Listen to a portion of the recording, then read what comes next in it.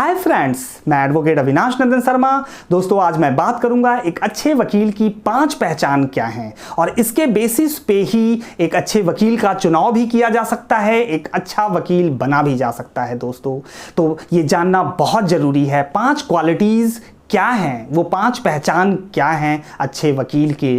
तो मैं बात करूं दोस्तों, जो पहली चीज है वो है प्रक्रिया, कोर्ट की प्रक्रिया, केस की प्रक्रिया की जानकारी। किस केस में क्या होना है, उसकी क्या प्रक्रिया है, उसके क्या स्टेजेस हैं, इसकी जानकारी बहुत ज़रूरी है दोस्तों। इसके लिए सिविल प्रोसीजर कोड और क्रिमिनल प्रोसीजर कोड है जो एक केस की प्रक्रिया की जानकारी देता है। इसके बाद स्टेट वाइज कुछ रूल्स होते हैं जिसके तहत कोर्ट की फंक्शनिंग होती है और उसमें वो रूल्स के तहत कुछ प्रक्रिया चेंज होती हैं। तो दोस्तों, इसकी जानकारी बहुत ज़रूरी है। किस केस में कौन सी एप्लीकेशन लगेगी, केस अगर डिसमिस हो गया तो कौन सी एप्लीकेशन लगेगी, दूसरी पार्टी की एप्लीकेशन का जवाब कैसे देना है।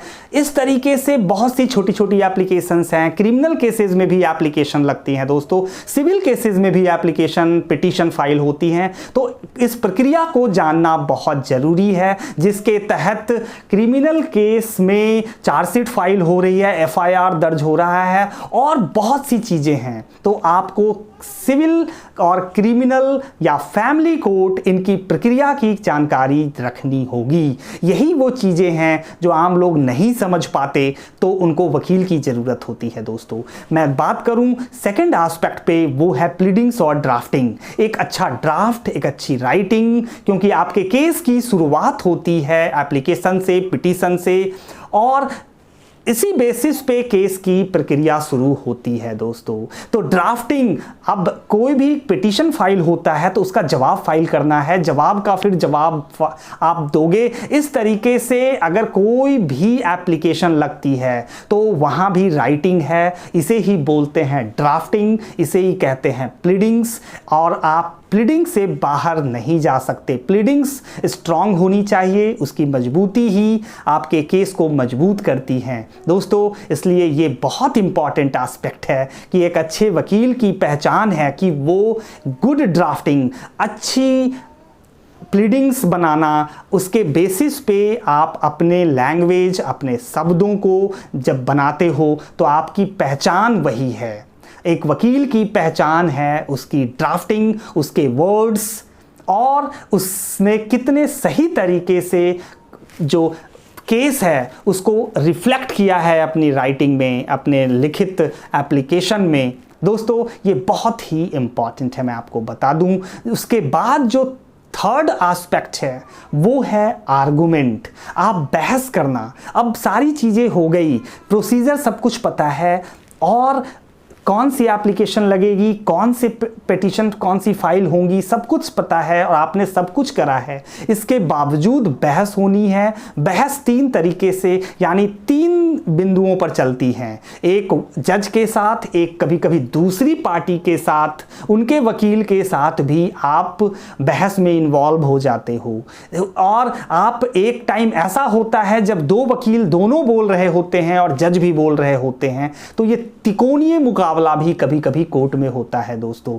ऐसी स्थिति में बहस में आपको अपनी सारी चीज़ों को, अपने जितने पॉइंट्स हैं उनको सही से रखना, कोई रह न जाए।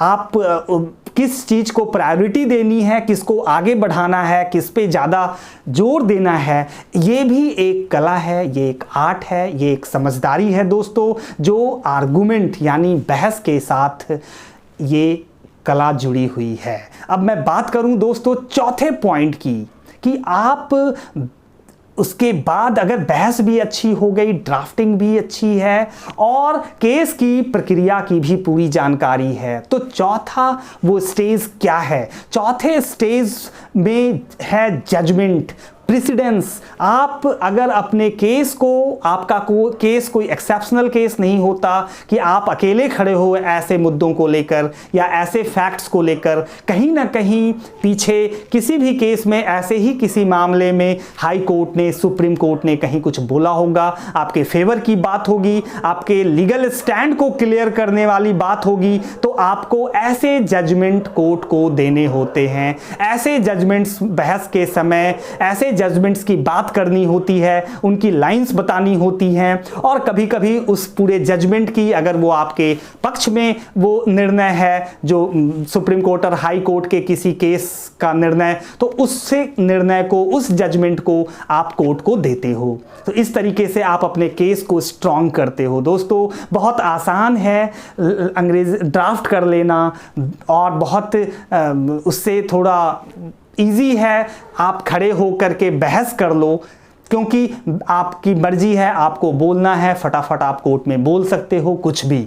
तो इस तरीके से अब अपनी बोली हुई बातों को सपोर्ट करना, अपनी लिखी हुई ड्राफ्ट को मजबूती देना, उसके स्टैंड को किसी जजमेंट से सपोर्ट करना बहुत इंपॉर्टेंट है दोस्तों। यही वो एफर्ट है, यही वो प्रयास है जो वकील की एक मजबूत पहचान होती है।